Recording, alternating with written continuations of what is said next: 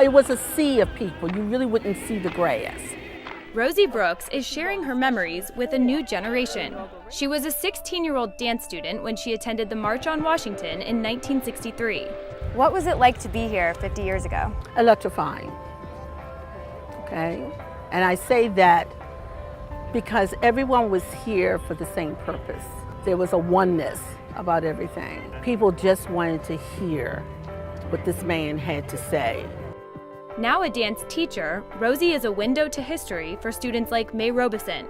Although I read the facts in the history books, it means a whole lot more to me when I hear it from Miss Brooks. It's wonderful to hear about someone else's experiences and being able to apply them to your own life.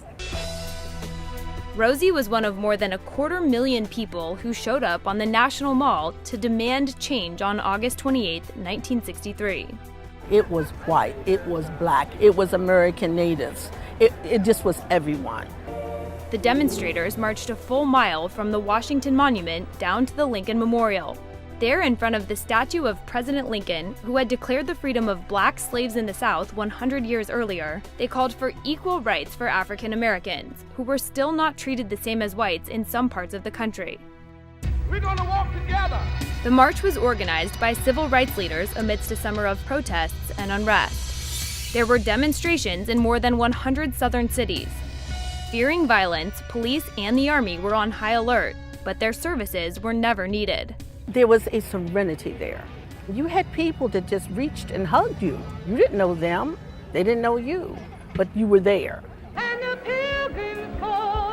Singers, speakers, and celebrities rallied the thousands of marchers and called on the millions watching on TV to stand up for equality and justice.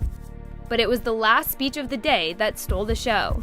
I have a dream that one day this nation will rise up and live out the true meaning of its creed.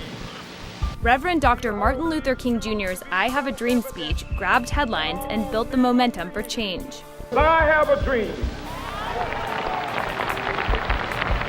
My 4 little children will one day live in a nation where they will not be judged by the color of their skin, but by the content of their character.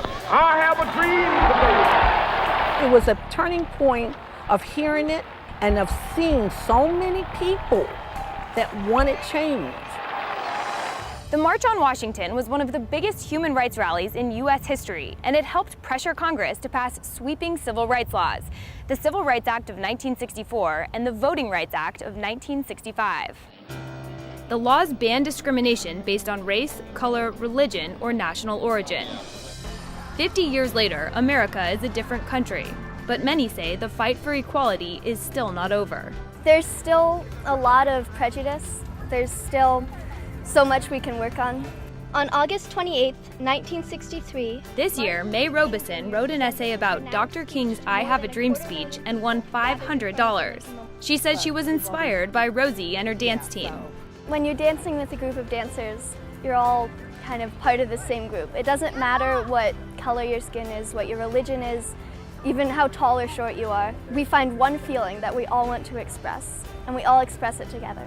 That's what I'm trying to convey, and if I can convey that through them, and then they will pass it on somewhere in their life to someone else.